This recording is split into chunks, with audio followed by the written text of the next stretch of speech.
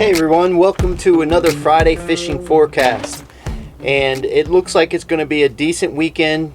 The winds are going to be a little up out of the east, but not too bad, 10 to 15. I don't think it's going to be too bad out there. At least it will make it a little bit more comfortable because it's going to be so hot. It's been so hot this last 3 to 4 weeks that any little breeze makes it a lot better. I know earlier this week there hasn't been a breeze at all and it's been brutally hot. But we just want to say again, thank you to everybody for all of the support. It just keeps growing and growing and growing. We've got some really exciting things coming down the pipe within the next couple of months, and I'll get into that as we get closer. I'm really excited about it. It's something that I never thought that I would get into, but I'm getting into it, and like I said, I'm really excited. I've had some great support from my family, from my friends, Chad especially, Marty.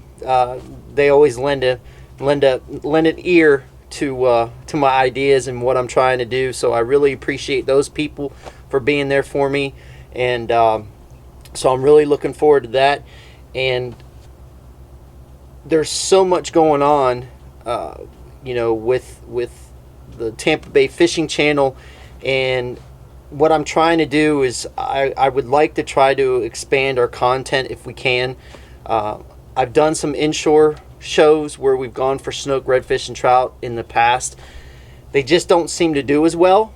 And so what I'm going to try to do is become a little bit more educational with our show. And a lot of people come up to us, and that's one of the main things that they say, is that they love the information that we share, but they also love that we show it in action. So I'm hoping to do a little bit more of that, and if anybody has any questions or anything else like that, please let me know. So to push into that, let's go ahead with the Friday fishing forecast and get this out of the way, and so everybody can prepare for their weekend to go fishing. Now let's talk about the tides on Saturday. Saturday there's only 2 tides.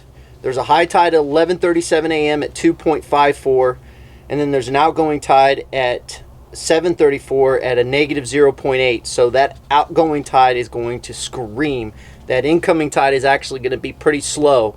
So if you're wanting to target grouper and snapper, I would do that in the morning. And then if you want to do inshore species like snook, redfish, trout, tarpon, I would definitely hit that afternoon outgoing tide. I personally, when I was inshore fishing a lot, I loved the negative tides because it really kind of concentrated the fish in certain areas. So this time of year, when the tides go negative out on the flats, if you can find potholes and you can get to them that have mullet in them, you're going to find some fish. Trust me on that. They follow those mullets. So if you're looking for inshore fish, definitely look for the mullet in the potholes on the negative outgoing tides. I used to love to do that, and so that's kind of a precursor for you to kind of take a look and try to find those things. Now on Sunday, it's another 2 tide day, and we have a high tide at 12:18 at 2.67 feet, and then we have a low tide at 8:16 p.m. at a negative 0.18 feet. So it's even stronger on Sunday, that afternoon outgoing tide. So if you're going to go grouper and snapper, hit them in the morning. And then in the afternoon, I would definitely hit the flats for inshore species and concentrate in those areas. Now let's go ahead and talk about the major times in the minor feeding times. We have a major feeding time on Saturday from 11:46 a.m. to 1:46 p.m. And then there's a minor from 6:54 to 7:54. And then on Sunday, we have a major from 12:42 to 2:42. And then we have a minor from 7:50 p.m. to 8:50 p.m. And again, I just want to say thank you for all of the support. We recently launched that we are carrying bug screen, and that has been selling like crazy. I really appreciate the stuff works. A matter of fact, I'm out here getting bit by no-seams right now, and I need to put some on, but I'm going inside in a second.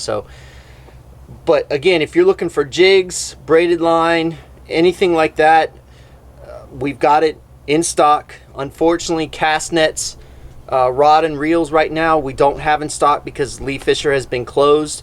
So we haven't been able to get those things, and some of our orders are backed up because of that, and we truly apologize. There's really nothing I can do because I can't get a hold of that stuff. So if you can be patient with me, we'll get that stuff in and we'll get it shipped out the door for you.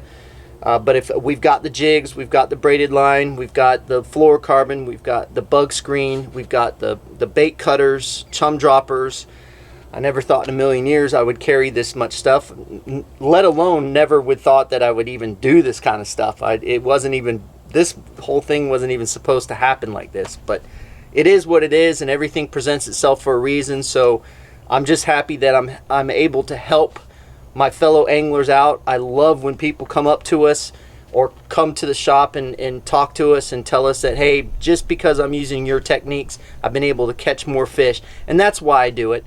There's no other reason for it. It's got nothing to do with anything else but to help my fellow fishermen go out and consistently catch fish. And that's why we're all doing the same thing. We love to fish, and if my little bit of tidbits help, that's what's important to me. Nothing else is. If the jigs, sails, and everything were to go away tomorrow, it wouldn't bother me a bit. I'd still do what I'm doing today, and I wouldn't change a thing. So again, thank you. And if you see us out on the water, stop by and say, hey, people have done it in the past, and we really appreciate when people come up to us and say, hey, we don't mind it at all. We know it's going to happen. So if you do see us, please stop by and say hello. And as the old saying goes, fish more, catch more. Have a great weekend.